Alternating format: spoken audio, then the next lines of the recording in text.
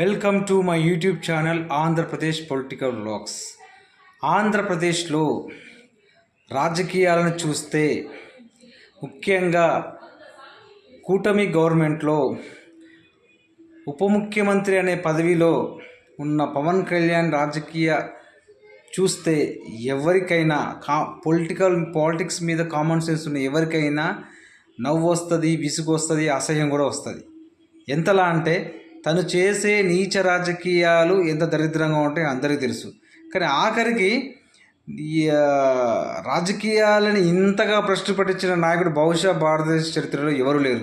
ఎందుకంటే పార్టీ పెట్టి సొంతంగా పోటీ చేయకుండా ఇంకొక పార్టీ కొమ్ము కాస్తూ ఒక ప్యాకేజీ కళ్యాణ్గా మారిపోయిన ఈ పవన్ కళ్యాణ్ ఆఖరికి ప్రజలని మోసం చేసి ఎలక్షన్ ముందు ఎన్నో హామీలు ఇచ్చే వాటన్నిటిని నేను దగ్గరుండి చెప్పిస్తానని చెప్పి అబద్ధం ఆడి ఈ రోజు వరకు కూడా సంవత్సర పరిపాలన ఒక్క పథకం కూడా అమలు చేయలేదు. అసలు ఈయన వచ్చిన తర్వాత ఒక మంచి పని అంటూ ఒక్కటి చేయలే. ఒక అభివృద్ధి లేదు, సంక్షేమం లేదు, ఏది లేదు. ఇక ఆఖరికి ఇక ఏ పని లేదు కాబట్టి ఇప్పుడు కొత్తగా డిఫరెంట్ లుక్స్ తోటి ఆఖరికి ఇవాళ విజయవాడలో జరిగిన యొక్క ప్రారంభోత్సవం చూస్తే అసలు కామన్ సెన్స్, పాలిటిక్స్ మీద కామన్ సెన్స్ ఉన్న ఎవరికైనా అసహ్యం పుడుతుంది. అసలు ఏంటిది అసలుకు ఆ వేషధారణ ఏంది? అసలు నువ్వు సినీ ఇండస్ట్రీలో ఉన్నప్పుడు నువ్వు ఎట్లా వేషాలు వేసినా కూడా ఏం కాదు. ఎందుకంటే యు ఆర్ ఏ ఎంటర్టైనర్ ఉన్నప్పుడు ఏమైనా చేయొచ్చు. ఫ్యాన్స్ని నువ్వు హ్యాపీగా ఉంచడానికి ఏమైనా చేయొచ్చు. అప్పుడు దాని పెద్ద ఎవరు పట్టించుకోరు.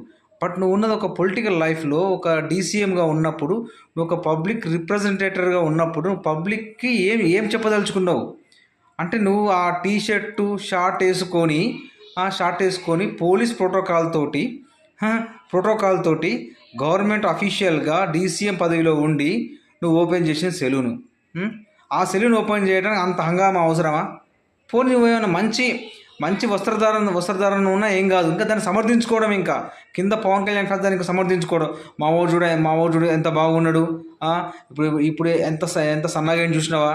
నువ్వు సన్నగా ఎవరికి కావాలి బాబు? సన్నగా లడ్డుగా ఎవరికి కావాలి? నువ్వు ప్రజలకు ఏం చేస్తున్నావు? నువ్వు నీ ఓటేసిన ప్రజలకు నువ్వు ఏం చెప్పదలుచుకున్నావు? అమరావతి ఏది మన విజయవాడలో కునికి అనే ఒక సెలూన్ ఓపెన్ చేయడానికి నువ్వు షార్ట్ టీషర్ట్ తోటి ప్రోటోకాల్ తోటి నువ్వు ప్రారంభోత్సవానికి వెళ్ళినావంటే అసలు నీ యొక్క రాజకీయం ఏందో, నువ్వు చేసే అసలుకు వికృత విన్యాసాలు చేస్తావు.